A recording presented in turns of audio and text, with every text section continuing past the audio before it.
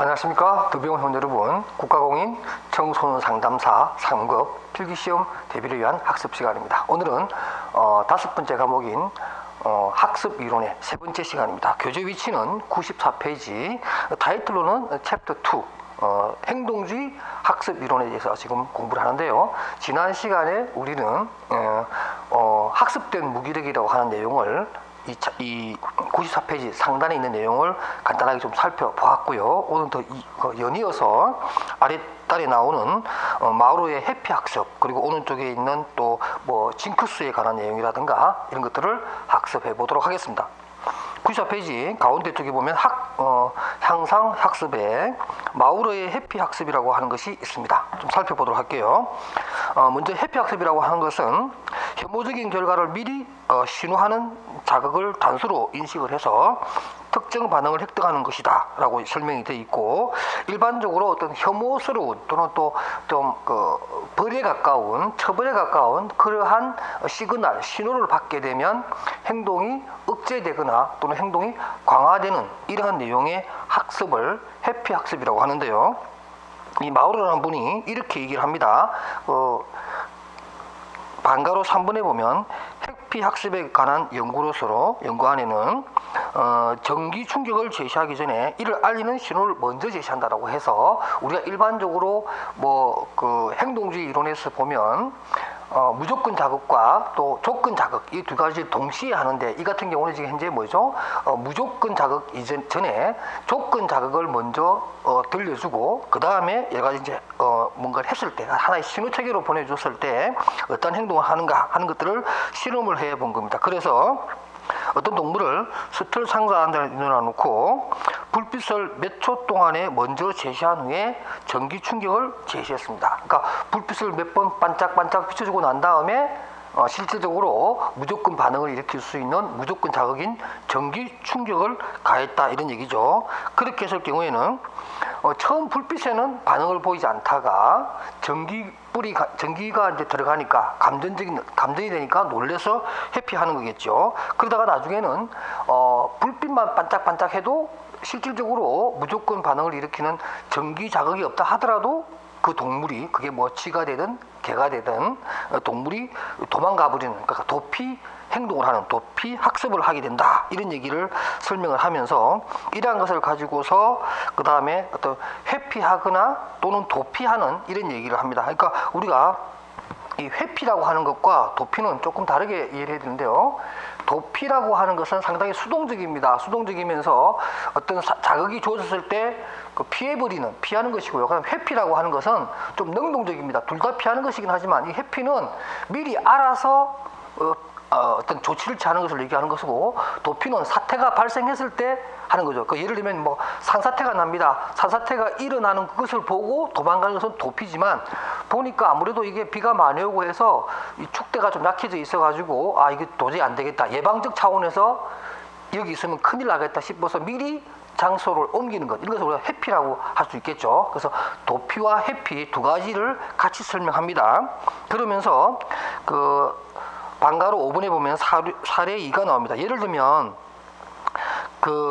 방 안 중앙에 나직한 병풍 따위를 쳐서 방을 이동분 해놓고 그 한쪽에는 전기가 통하도록 장치하고, 그래서 이 내용을 이제 한번 읽어보시면 이런 한마디로 하면 이렇게 얘기합니다. 예를 들면 도피라고 하는 것은 우리가 제가 처음에 학습 개념 설명할 때 민감성이라고 하는 것을 제가 여러분한테 알려드렸을 거예요. 민감성이라는 게 뭐냐면, 우리가 어떤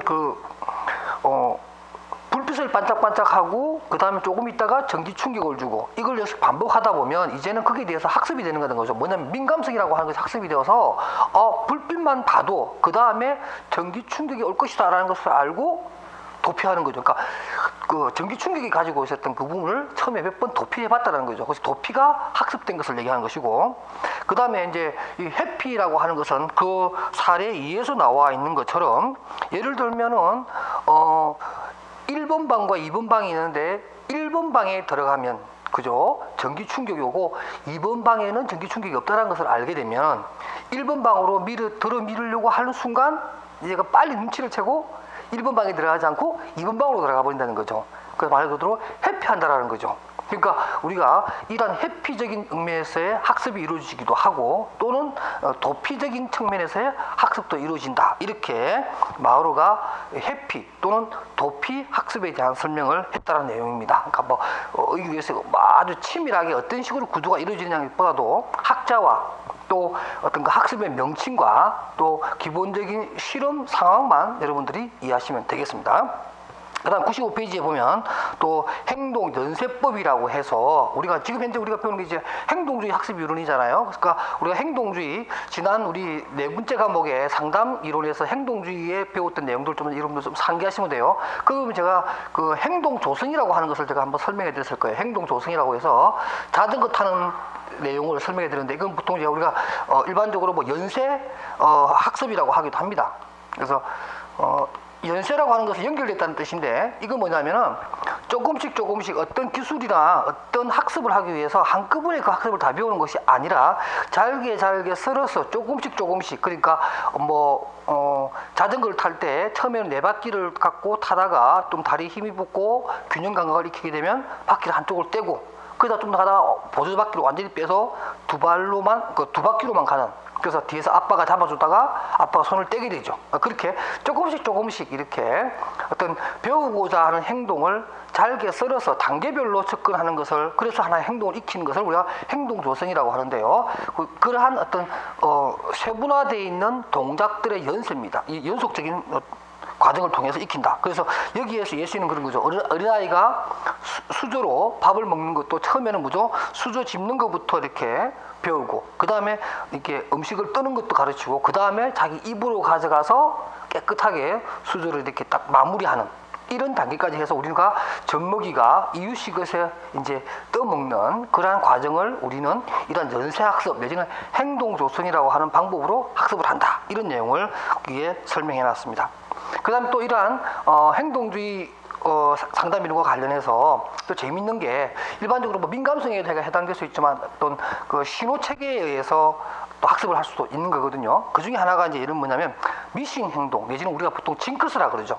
우리 아마 여러분들 뭐 징크스 제가 이렇게 얘기해도 금방 그 뜻을 알아들을 거예요. 뭐 별도의 어떤 설명이 필요 없는 건데 우리가 학습에서도 그런 걸 많이 한다라는 거죠. 일반적으로 어떤 경험에 의해서 내가 어떤 행동을 했을 때 결과가 어떻게 좋아지더라.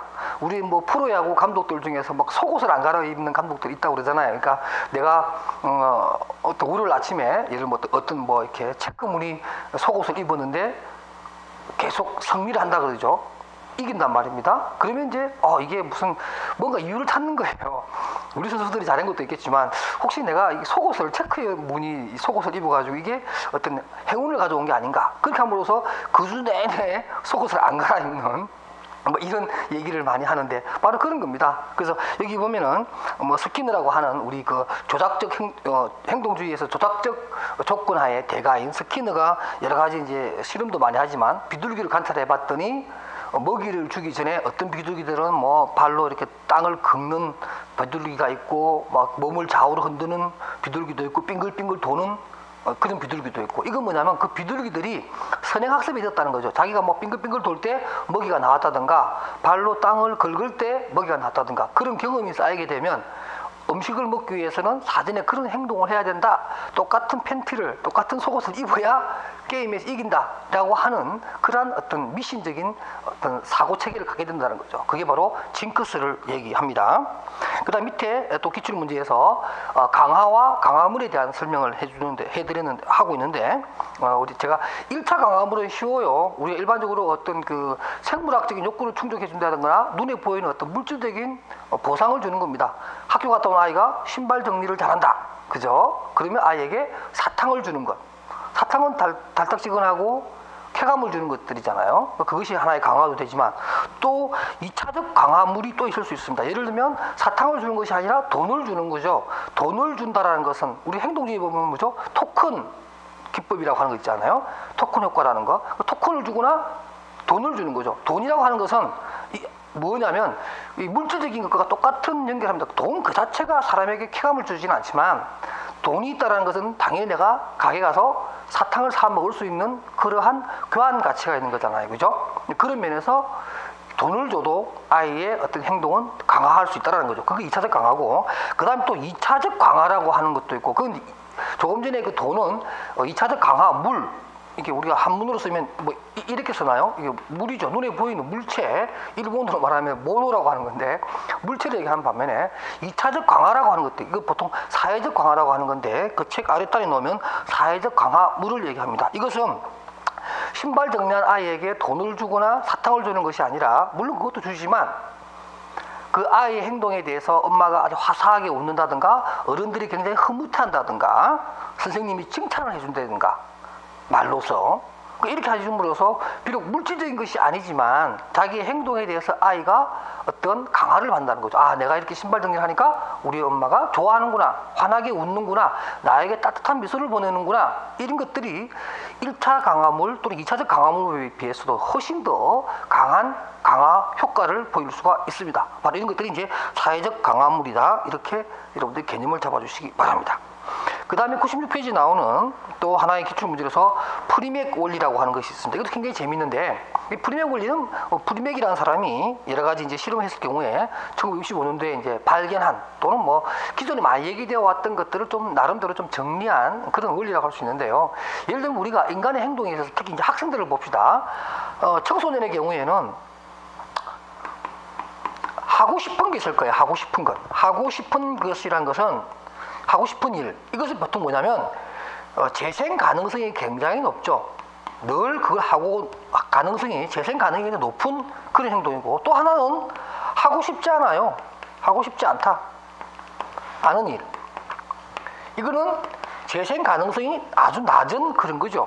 그런데 부모 입장에서는, 학교 선생님 입장에서는 지금 하고 싶지 않는 일, 일반적으로 뭘까요? 공부겠죠. 그죠? 공부를 시키고 싶어요. 수학 공부를 하게 하고 싶은데, 이것을 하게 하기 위해서는 이 아이가, 이 청소년이 좋아하는 그 무언가를 활용을 해야 된다는 거죠. 그러니까 이 프리맥 원리는 뭐냐면, 하고 싶지 않은 일, 재생 가능성이 낮은 일, 또는 교육자가 하고자, 시키고자 하고 싶은 수학 공부를 하기 위해서 하고 싶지 않는 것을 하나의 조건으로 던져주는 면, 그죠? 이야기가 한다는 거죠. 예를 들면 이 친구 하고 싶은 게 뭘까요? 예를 들면 컴퓨터 게임입니다. 게임이에요. 컴퓨터 게임을 할 수 있다라고 하는 것을 먼저 던져주고, 그 다음에 수학 공부, 정말로 우리가 원하는 행동을 끄집어낼 수 있는 거죠. 그러니까 수학 공부를 1시간 하면 컴퓨터 할 수 있는 시간을 1시간 주겠다, 이렇게 교환 조건으로 던져주는 거죠. 그렇게 함으로 해서 하고 싶지 않은 일을, 하고 싶은 일을 줌으로 해서 하고 싶지 않는 일을 하게끔 하는 방법, 그것이 바로 프리맥 원리입니다. 그래서 어떤 아이에게 사례는 그런 겁니다. 글자 공부 5단어를 외우게 되면 네가 좋아하는 동물 그림을 그리게끔 해주마, 이런 것들이겠죠. 수학 공부 1시간만 하게 되면 네가 좋아하는 컴퓨터 게임 1시간 하게 해주마, 이렇게 어떤 계약을 하는 이런 내용이겠죠. 그 다음에 또 밑에 보면 기출문제에 보면 가르시아의 미각 혐오 학습이라고 하는 것도 있습니다. 여기 보면 1950년대에 가르시아와 그의 연구 동료들은 굉장히 재밌는 걸 하나 발견했다라는 거죠. 뭐냐면, 우리가 일반적으로 보면, 여러분들, 우리가 행동주의에서 보면 무조건 자극과 무조건 반응, 또는 조건 자극, 조건 반응, 이런 말들을 쓰는데, 우리가 행동주의에서 이런 부분을 한번 보자고요. 자, 여기서는 어떤 거냐면 이런 거예요. 우리가 단물입니다. 사카린이 들어가 있는 아주 달짝지근한 단물이 있습니다. 이 단물이 있음으로 해서 사실 이거는 굉장히 뭐예요? 그걸 먹는, 예를 들면 단물을 동물에게 제시한다고 합시다. 그러면 단물을 주는 순간 걔는 침을 흘리거나 좋아하겠죠. 그러니까 이게 무조건 자극이에요. 무조건 자극이 되고, 이것은 동물이 좋아하는, 침을 흘리는 이런 동작은 무조건 반응에 해당됩니다. 그런데 이 단물에다가 어떤 것을 살짝 집어넣냐면 구토를 유발하는 구토 유발제를 같이 섞어 놓습니다. 그래서 이것을 제공하게 되면 몇 번을 하다 보면 걔가 이거 먹으면 구토를 하게 되죠. 또 구토는 뭐예요? 통증을 가져오게 됩니다. 이런 시스템으로 구토 유발제가 포함되어 있는 단물을 개한테 계속 제공했더니 개는 그거 그걸 먹음과 동시에 구토를 하게 되고 통증을 느끼게 됩니다. 그래서 개는 이 단물이라고 하는 것을 최종적으로 뭐냐면 자신에게 통증을 주는, 그러니까 구토는 통증이 아닙니다. 그런 이제 옳지 않은 바람직하지 못한 어떤 행동을 하는 것뿐이고, 통증이 최종적으로 그 개가 받는 어떤 혐오스러운 자극이 되겠죠. 그러니까 단물이라고 하는 원래 무조건 자극으로서 좋은 의미를 가지고 있는 이 단물이 그 개에게는 통증이라고 하는 것을 느끼게 된다는 거죠. 그렇게 해서 혐오적인 상황을 만들어 버릴 때 오히려 단물이 더 혐오적인 상황이 되더라는 거죠. 예를 들면 우리가 담배 같은 거 끊을 때요, 금연 같은 거 끊을 때, 그죠? 금연 그 자체를 끊기 위해서는 담배를 줍니다. 근데 그 담배 안에 어떤 구토를 일으키게 하고 고통을 주는 그런 걸 같이 넣는 거죠. 그래서 나중에 반복이 되는 거죠. 담배만 봐도 어떻게 돼요? 구토를 느껴버리는 거죠. 그러면서 자연적으로 담배하고 멀어지게 하는 이러한 방법. 우리가 뭐 금연 같은 것도 그렇지만 금주, 술도 마찬가지예요. 술도 자기가 좋아하는 술에다가 뭔가 약품을 타서 계속 마시다 보면 막 그 술만 보면 그 병만 봐도 그 병 색깔만 봐도 막 구토를 일으키게 되고 술 맛이 영 떨어져 버리는 이런 상황이잖아요. 그러니까 이거 뭐 동물에만 적용되는 것이 아니라 우리 인간의 어떤 습관을 고치는데도 이런 거 쓰는 거죠. 그래서 미각 혐오 학습이라고 하는 내용도 여러분들 꼭 가르시야 알아두시기 바랍니다. 정리를 하면 97페이지에 이런 얘기가 나옵니다. 행동주의적 관점에서 한 학습의 원리를 좀 정리해보면, 학습자는 수동적인 시청자가 아니라 능동적인 시청자가 되어야 한다. 그 다음 또 두 번째는 SR, 그러니까 스티무루스라고 하는 자극과 R, 그러니까 리스판스라고 하는 반응에 대해서 학습자의 반응을 중시하며 아직도 형하면서 배운다라고 하는 슬로건을 고수하고 있다. 다시 말해 행동주의 입장에서는 행동 자체를 수정해 나가는, 그러니까 다른 뭐 인지적인 요건이나 사고책이나 생각이나 이런 게 중요한 것이 아니고 행동 그 자체를 수정해 나가면서 배운다라는 그런 학습의 원리를 아직도 견지하고 있다, 이런 얘기고요. 그다음 반복은 기술 습득과 또 파지, 그러니까 자기 것으로 만들어버리는 파지를 보장하는 매우 중요한 과잉 학습으로 연결이 되고 그것이 중요하다, 이렇게 설명을 합니다.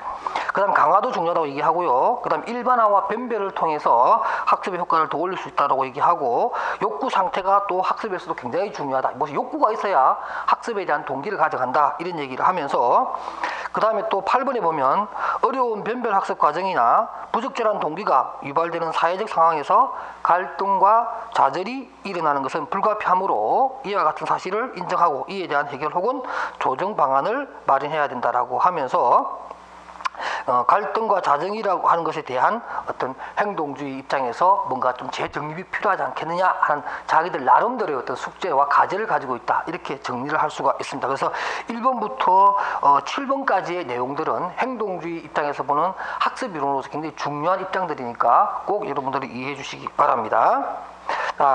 이제 분위기를 또 바꾸어서 챕터 3으로 가서 사회학습이론 또는 사회인지이론에 대해서 설명을 해보도록 합시다. 자, 사회인지이론 또는 사회학습이론이라고 하는 건데요.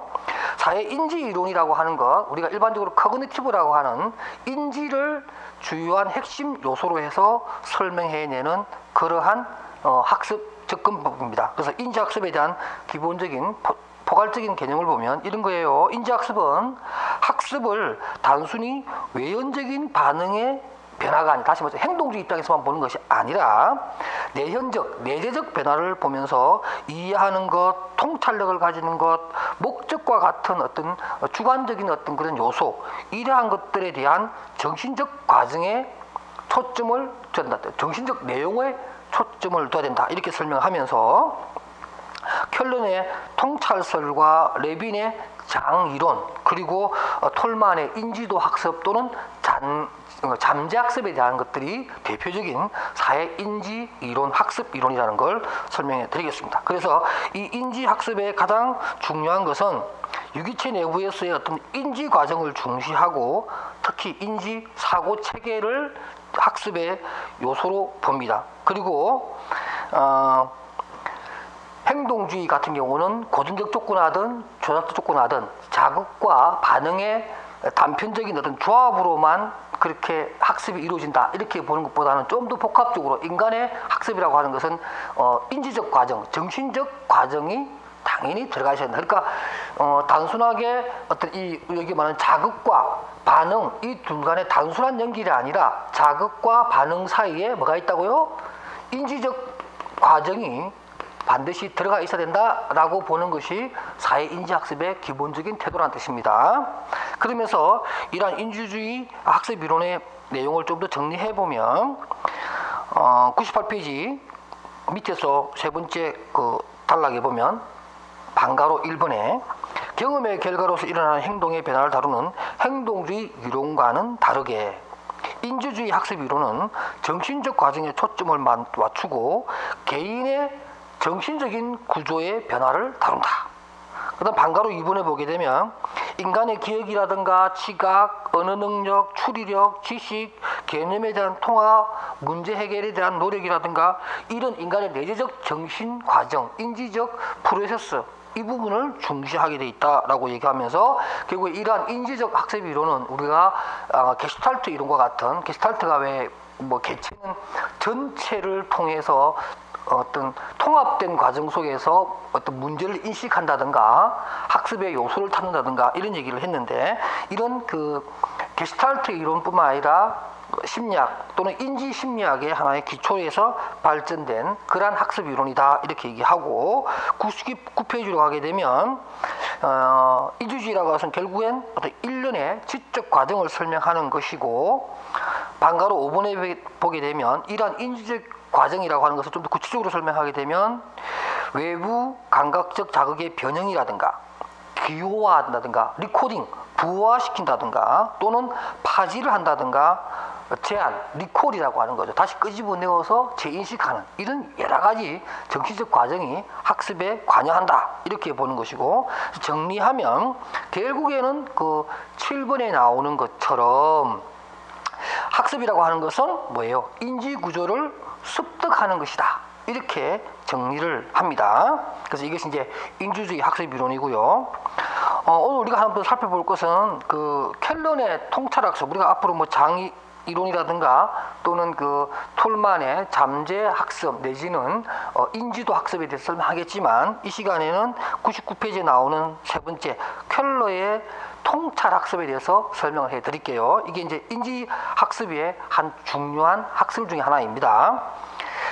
켈러는 이렇게 얘기하는 거예요. 우리가 어떤 학습을 하는 데 있어서 아주 단계를 밟아가면서 하나의 지식을 습득하는 것도 일반적이긴 하지만 때로는 막 뛰어넘는다라는 거죠. 말 그대로 어떤 통찰이죠. 그러니까 어떤 상황에서 전체적인 것을 모든 걸 다 조합하다 보니까 하나하나 풀려고 하던 것이 잘 안 풀리는 것이 어떤 상황 전체를 딱 보고서 갑자기 딱 뭔가 아이디어가 떠오르면서 아 이게 이거다라고 하는 거 우리가 아하라고 합니다. 보통 통찰을 얘기할 때 아하라고 하죠. 여러분 아마 들어보셨을 거예요. 아하 무릎을 탁 치는 거죠. 무릎을 탁 치면서 우리가 여러분들 그 고대 히랍의 유명한 누구죠? 그 물리학자 부력을 발견한 그래서 아르키메데스가 목욕탕에서 그죠? 공중 목욕탕에서 무릎을 탁 치면서 뭐라고 외쳐요?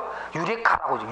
유레카라고 외치면서 아 이제 알았다. 바로 이런 게 이제 통찰학습, 아하학습이라고 하는 거죠. 바로 이런 것들을 통해서 인간은 새로운 어떤 학습의 장을 경험하게 되면서 지식을 얻게 된다. 이런 내용입니다. 그래서 켈러가 그런 실험을 해봤나 봐요. 어떤 거냐면 어떤 이런 거죠. 원숭이를 참 원숭이나 개가 참 고생합니다. 늘 원숭이, 개, 쥐 이런 것들이 많이 고생하는데 사람들이 고약해요. 자, 이런 이제 우리 속에 여기다가 바나나를 하나 탁 달아놨어요. 그리고 이제 원숭이가 여기 있습니다. 원숭이가 사람하고 비슷하게 생겼으니까. 근데 원숭이가 이걸 먹고 싶은데 이렇게 타고 올라갈 수는 없다고 보고요. 근데 막 이게 막 점프해도 안 됩니다. 먹고 싶어 죽겠는데 도저히 이걸 먹을 수 있는 방법이 없어요. 그래서 사실 그 밑에 때마침 여기에 나무 상자가 이렇게 몇 개 이렇게 쌓여져 있었어요. 상자가. 그러니까 처음에는 막 이거 먹으려고 막 점프도 해보고 하지만 안 되잖아요. 그러니까 막 자포자기 하고 이게 가만히 앉아 있다가 갑자기 물끄러미 이 상자를 봅니다. 상자를 좀 보다가 갑자기 딱 이 원숭이가 무릎을 치는 거야. 아하 뭐예요? 그들이 슬금슬금 와가지고 상자를 이쪽에다 옮겨놔요. 이렇게 옮기고 이렇게 옮기고 이렇게 옮겨서 상자를 이렇게 쌓아가지고 펄짝 올라가서 이 바나나를 따먹는 거야. 신기하지 않아요? 이 박스를 쌓아가지고 이 상자를 쌓아갖고 자기가 올라갈 생각을 어떻게 했겠어. 이것은 어떤 학습이라기보다는 여러 가지 상황을 다 고려해 보니까 통합적 사고를 해보니까 아하, 저 상자를 쌓아놓고 올라가면 되겠구나. 누가?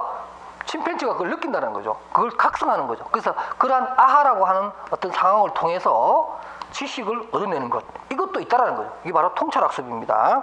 그래서 한 장 넘기시면 100페이지 거기 보면 위에서 보면 제가 조금 전에 했던 아하라는 내용도 나오고 아르키메데스도 나오고 유레카라고 하는 단어도 나옵니다. 그래서 그 위에서 네 번째 그 목록에 보면 방가로 구분해 보면 통찰학습이란 문제 해결은 문제 장면을 전체적으로 파악을 해보면 여러 가지 요소들을 다 해보는 거죠. 뭐 이게 높이라든가 자기의 키라든가 자기의 점프력 같은 걸 해보니까 도저히 안 돼요. 그런데 점프하는 위치를 여기가 아니라 여기라고 봤을 때는 자기가 먹을 수 있다고 판단하는 거죠. 그럼 결국에 뭐죠?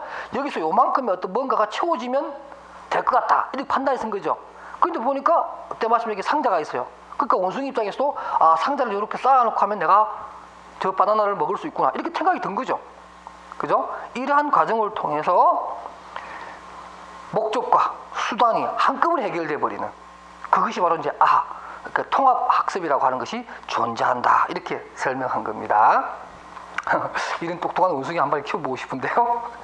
자, 이렇게 해서 우리가 사회인지학습에 대해서 또 많이 살펴봐야겠지만 먼저 오늘 첫 시간에는 바로 이 켈롤의 그러니까 통찰학습에 대해서 살펴봤고요. 다음 시간에는 100페이지 나오는 뭐 툴만의 잠재학습, 근데 또 이것도 재밌는 건데 이것도 다음 시간에 공부하도록 하겠습니다. 여러분 수고하셨습니다.